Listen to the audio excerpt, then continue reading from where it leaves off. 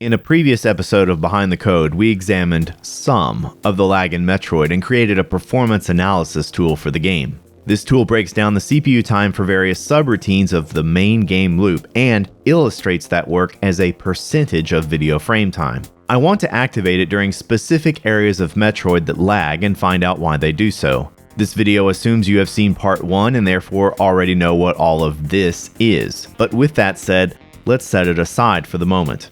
I'd like to tackle perceived lag during flipping. Let's target 3 methods of rightward movement for Samus. She can run to the right, she can jump and then move right in the air, she can run to the right and then jump, resulting in a flip through the air. Each of these has a different lateral speed measured in pixels per frame. 1.5 for running, 1.0 for moving after jumping, and 1.125 for flipping. This difference was probably implemented to improve play control.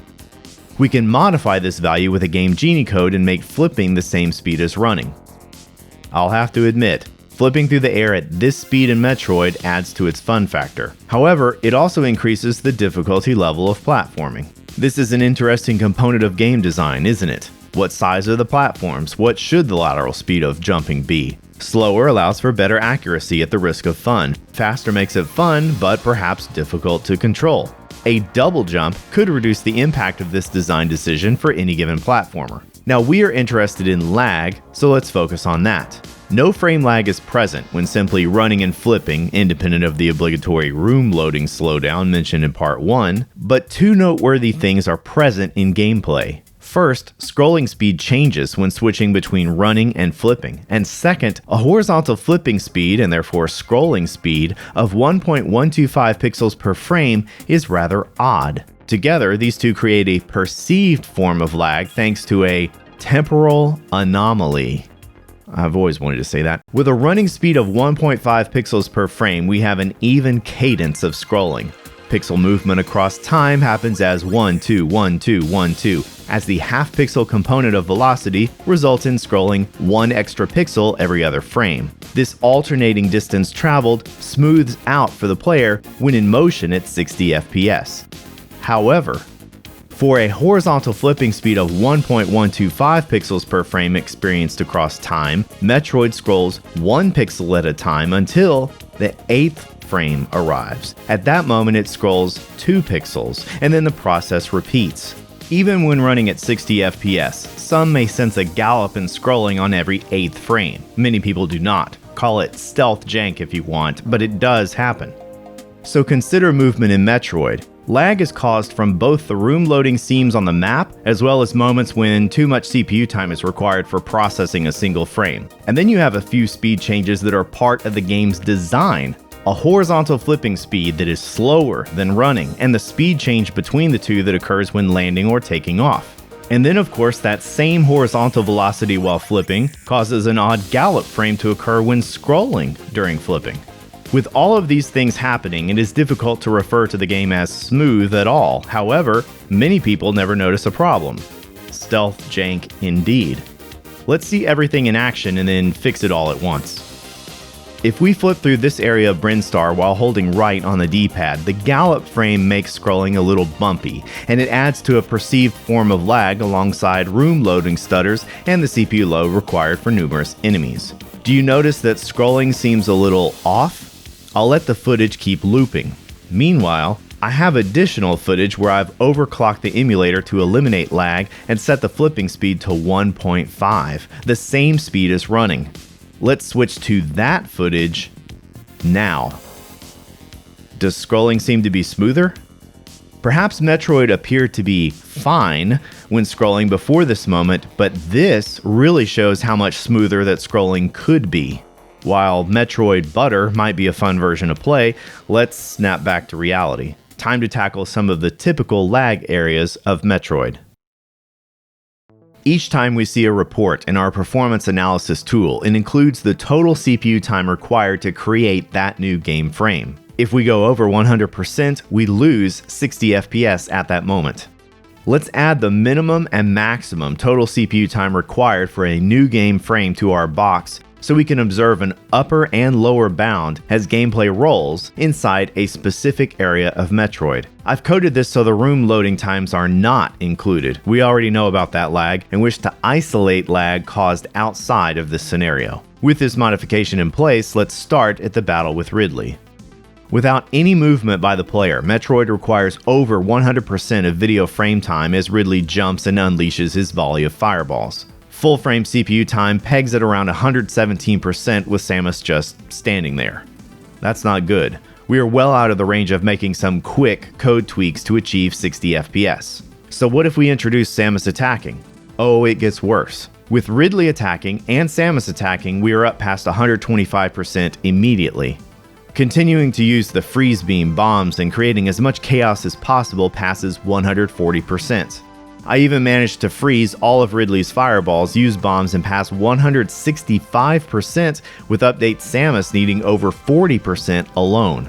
Over a video frame and 2/3 worth of time to process one game frame of battle at this moment. So when you think about optimizing code to reel in CPU usage per frame and boost performance, you are tasked with cutting at least 2/3 of frames worth of CPU time out of this workload for all components if you want to maintain 60 FPS while fighting Ridley.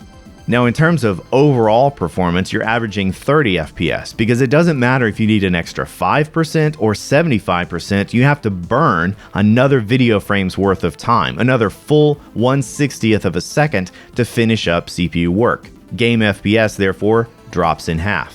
Now, can we realistically gain back over 67% of frame time and maintain 60 FPS here? Probably not, but 167.2% is a bit of an outlier, isn't it? Eliminating most lag and accepting some degree of it is quite typical. Let's see where our CPU cycles are going. Enemy animation takes a lot of CPU time. That makes sense. There's a lot to do here. What about update Samus? This is going to vary a lot as the player provides input and the Samus handler responds. Apparently setting bombs, standing up, and firing requires 41.3% of frame time as a matter of fact, as we saw with our earlier performance challenge. If we back up to room entry when we are just standing still, the subroutine needs 10% of frame time. What's the shortest amount of time required by this routine? Collapsing into a ball reduces the number of CPU cycles required for update Samus to around 8%. In fact, during the period of collapse, the percentage hits inside the sixes. How much of a difference does that make? Well, with a 2% difference for update Samus and a reduced pixel area for collision detection, it can actually save a few lag frames during a vertical drop.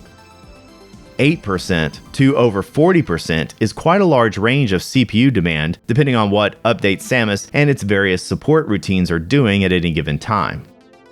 Back to our battle. Collision detection needs a decent chunk of time, and that also makes sense. But after all the things where CPU usage does make sense, there is one place where it does not: the door handler. Almost 12% of frame time lost to processing these two closed doors? The blue door on the right can be opened with a beam weapon. The purple door on the left requires 10 missile shots. Now it is obvious that code has to check for action on these two doors, but again, 12% of frame time just for two doors in the same room? Well, so what happens to performance when the doors are opened? Let's start with the right side blue door. Almost 5% of frame time is gained. That's a decent chunk. But there's a second door over here, so let's continue. Doors opened with missiles stay open. So if we move over to the left side of the screen and open this purple door, it should increase the game's performance in Ridley's room permanently. And it does. So that means opening the right side blue door now should drop door bubble control CPU requirements to a very low percentage. Yeah, less than 2% for that brief period when both doors are open. Think about that for a moment. We just gained 10% of video frame time for the CPU to use, and we haven't done anything to the code. Of course, that blue door is going to close and require over 6% of frame time once more. You know, if they ever make a sequel to Metroid, maybe it would be a good idea to just lock the door when fighting a boss, so you don't have to worry about executing door logic during the fight. I don't know. Anyway, both doors are processed on every frame in this example. Eliminating one frees up some CPU time. Let's pursue a constant 60 FPS by disabling extraneous functions unrelated to battle. First, door bubble control. Now obviously this is needed in order to leave the room, but the code could probably be more efficient. What else? How about the HUD via the display bar subroutine? It appears to consume over 5% of frame time. Funny thing about this one, let's step aside from the battle for just a moment. When you start the game, the HUD only requires 2.9% of frame time. You haven't collected anything yet. Let's manipulate RAM on the fly and see how this value changes as we power up. Once you acquire missiles, it needs at least 3.5% of frame time. Each energy tank you add consumes an additional 0.2 to 0.4%. The game converts the missile count stored in RAM from hexadecimal to decimal to show the number of missiles remaining. It performs this conversion on every frame. With that in mind, this number of missiles and energy paired with 6 tanks manages to get CPU usage up to 5.4% of frame time. So yeah, the HUD adds up in more ways than one.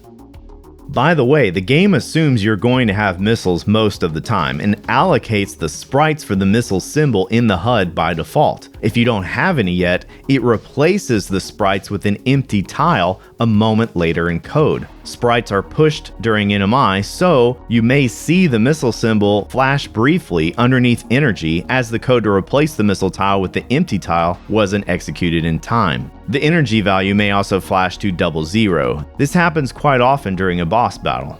Speaking of which, let's return to the Ridley fight and turn the whole thing off. We could disable update tiles, the handler for destructible blocks, and gain another 2% of frame time. Now look at performance. This is a 60 FPS line with a few hitches in it, of course, but it is mostly holding. And just look at the game animation. Does it seem a lot faster? Yeah. Door bubble control, update tiles, and display bar have been turned off. None of them have anything to do with the CPU demands for crunching logic for Ridley's actions at this moment, but removing them from the equation has sped up the game.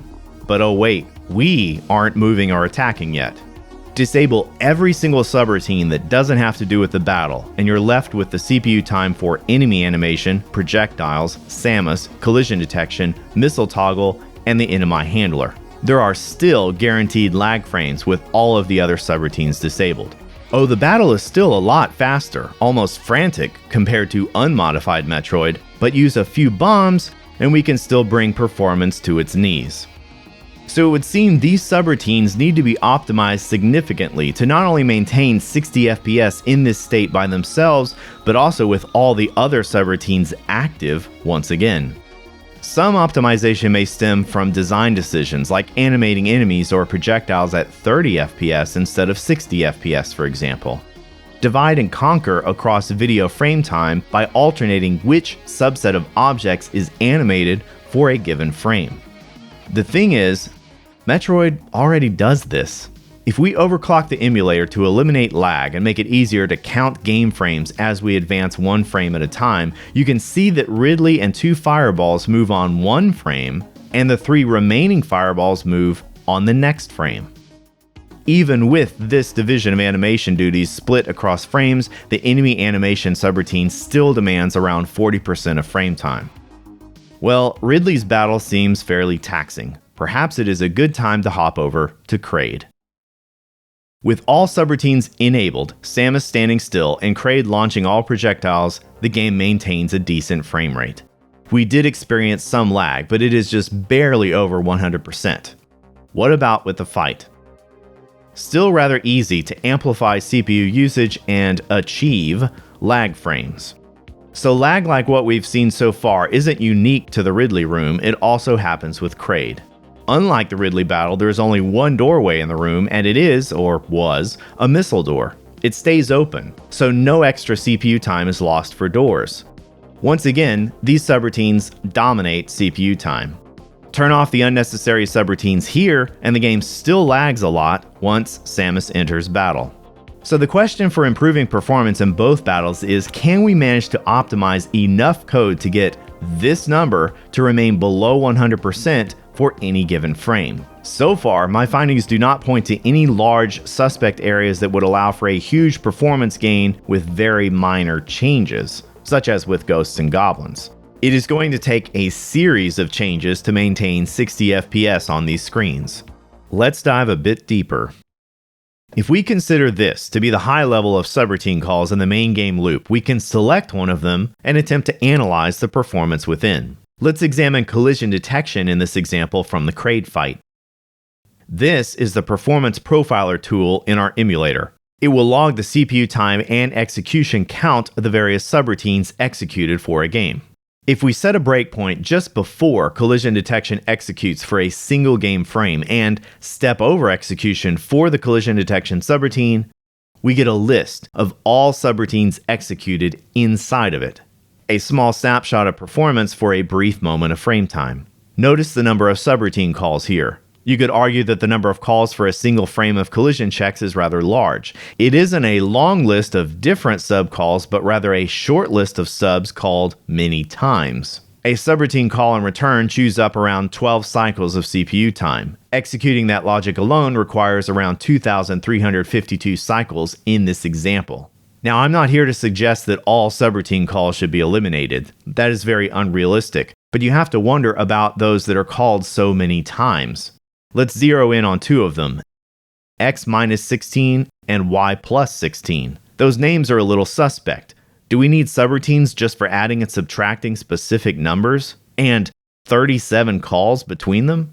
And y16? Well, now we're really into it. Consider a destructible object in a game, like an enemy. It will have several traits, such as an ID, X position, Y position, and more. Each one of these requires a byte in RAM. The question in our case is where in RAM, because even that is important when it comes to programming in the NES era.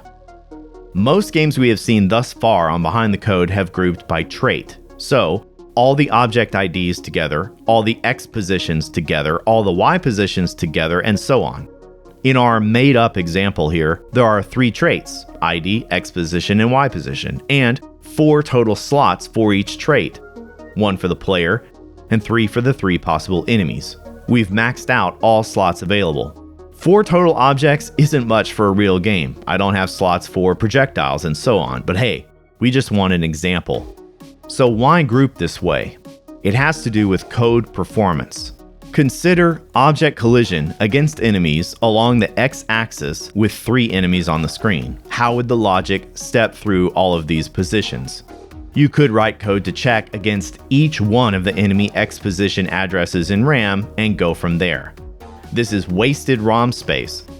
So perhaps you instead use an index to iterate through all enemies using the same code placed within a loop. There are 3 registers on the NES where we can store numbers temporarily. If you aren't a programmer, it might be easier to think of X and Y as, here, hold this, and the accumulator A as, let's cook. Note that X and Y here are unrelated to X position and Y position, so don't get confused. If we place the offset value for the current enemy to process inside the Y register, we can then write code to load any object's X position by referencing the first address for the X positions, 304 in this case, and add the Y register value to that address, written like so. Place 1 in the Y register and your code will access the proper address in RAM, 305, and acquire the desired value. In fact, any trait could be accessed for the enemy right now because each group of traits has the same number of slots and is in the same order. If you want to iterate through the enemy X positions, you can use the INY instruction to increment Y to the next number. Do this once, and now all of that same code can reference all traits for the enemy in the second slot. Furthermore, not only can you increment, you can also decrement. DEY will decrement Y, Y+1, or Y-1. Easy. Either of these 2 instructions requires 2 CPU cycles to execute. The X register can be used in the same way with its own set of instructions. You have an efficient method to add 1 or subtract 1 for an index value contained in the X or Y registers, and Metroid does not do this. Metroid groups by object rather than by trait. So, player ID XY, enemy 1 ID XY, and so on. So when it comes time to move from examining one enemy's X position to the next enemy's X position, it needs to skip over the appropriate number of bytes to reach the next enemy's X position. In our example, this would be 3 bytes. In actual Metroid, it is 16 bytes. That is what our subroutines do: add or subtract 16 bytes from an index. So collision detection in our Metroid example would seem to move the Y index forward with additions of 16 bytes. Increment statements mean add 1. How do we add 16? We don't have the ability to add an arbitrary value to X or Y. We have to use A to cook in this case. So, transfer Y to A, clear the carry flag, add the number 16 to it, transfer A back to Y, and the index is finally updated. Oh, and this is a subroutine call, so the subroutine is called from somewhere else, and RTS returns us from that sub. The whole thing costs 20 cycles. 2 cycles versus 20 cycles. It takes 10 times as long as it could take just to move from examining one enemy to examining the next enemy. And this is just one instance of an index value being changed. We did this 37 times inside collision detection alone for one frame. In fact, if we monitor performance with a focus on just these 2 function calls across the time for one full game frame, we have 89 calls. So what could be 178 cycles is actually 1,780 cycles, or almost 6% of frame time just to change index values, to reference the proper object using these 2 subroutines alone. Not something fancy, no complicated math, just adding or subtracting 16. 6% of frame time. And this is from observing the counts for just these 2 subroutine calls. They aren't the only places in code that increment or decrement an index for our objects in RAM. If we drop into collision detection, the first thing it does is roll through mellow processing. It does this regardless of whether mellows exist in the room or not. It has to loop through the slots to find out. They are a unique enemy. In fact, it makes you wonder if they were supposed to be more prominent throughout the game, but most instances were removed for performance reasons. Anyway, even in Kraid's room where no mellows exist, 32 cycles are burned per frame just for looping the mellow slot index thanks to the decision to group by object in RAM. After a massive conversion to group by trait, this mellow example would drop to 8 cycles for all index changes in this loop. Now, to be honest, a RAM change from grouping by object to grouping by trait isn't a simple, oh, just do this real quick exercise, as it will break everything in the game. I mean, maybe the title screen would probably still work. But if changing the order of object traits in RAM were performed and the supported code changes were then made, we'd be on an optimization roll. I think it would save a surprising amount of time and make maintaining 60 FPS during mini-boss battles at least feel like a possibility. But these battles aren't the only areas with lag. What is going on here? Let's find out. It stands to reason that if lag occurs in various areas of Metroid, it would certainly occur here, in the path leading to Mother Brain. There are quite a few things in this room that demand CPU time. The usual suspects, enemy animation, projectiles, update Samus, and collision detection still makes sense. But the area routine for Torian also needs a good chunk of time. Recall that if that wasn't active, the entire defense system here is shut down, along with collision detection for life support.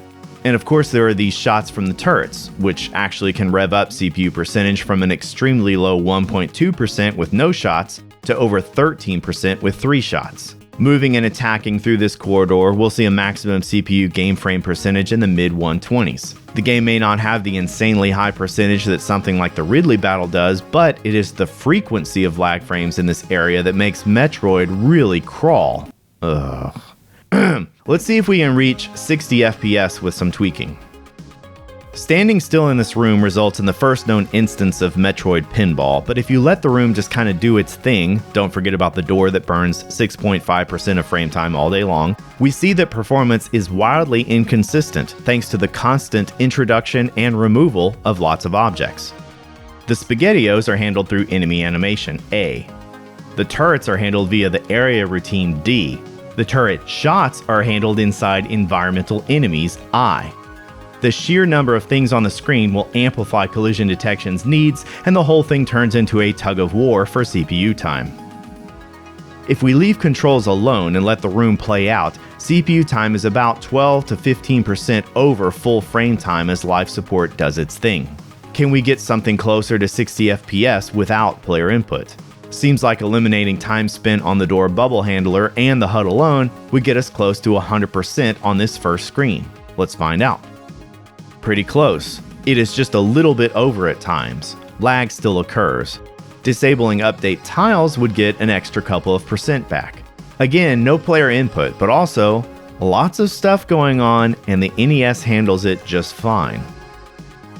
So what if we go with the minimal subroutine configuration we used earlier, but add back the now required area-specific subroutines? It may not be perfect, but the lag is significantly reduced, even when moving and attacking.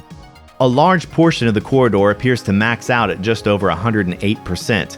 That number will eventually go up during this stretch, but it makes you wonder if some code optimization would allow for full-speed 60 FPS here. Bit of a side effect, disabling the door bubble handler and scrolling. It doesn't despawn the door behind the scenes. So when we get to this point, Samus jogs in place because there is technically a door right here. And of course, after you defeat Mother Brain, you can't get out. But at least the corridor was smoother, right?